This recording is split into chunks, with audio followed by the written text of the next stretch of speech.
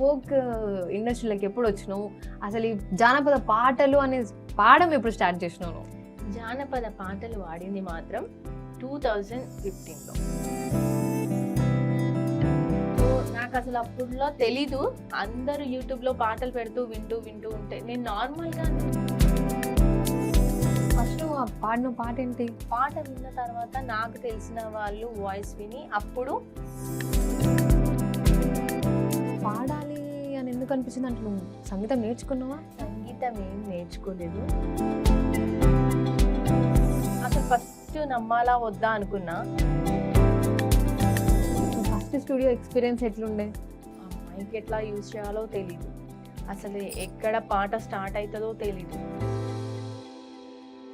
పాట పాడకుండా వెనుకకి ఎట్లా వస్తారు రాను నేనని బాగా ఖచ్చితంగా.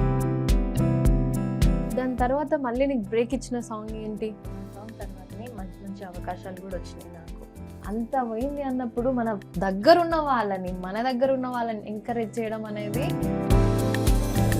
చిల్లర వాళ్ళని తీసుకొచ్చి బాగా డబ్బున్న వాళ్ళని తాగుతున్నా, సిగరెట్ తాగుతున్నా, వాంతో వీంతో ఇలాంటి వాళ్ళని తీసుకొచ్చి మొత్తం నాశనం చేస్తున్నారు యూట్యూబ్ ఛానళ్ళని. మరి ఇంత మంచి బ్రేక్ ఇచ్చిన సాంగ్ ఉంది నీ చేతిలో, గ్యాప్ ఎందుకు తీసుకున్నావు? అంటే అక్కడ కొన్ని సంఘటనలు జరిగినాయి. చెప్పాలంటే నాకు ఒక సపోర్ట్ అనేది లేదు.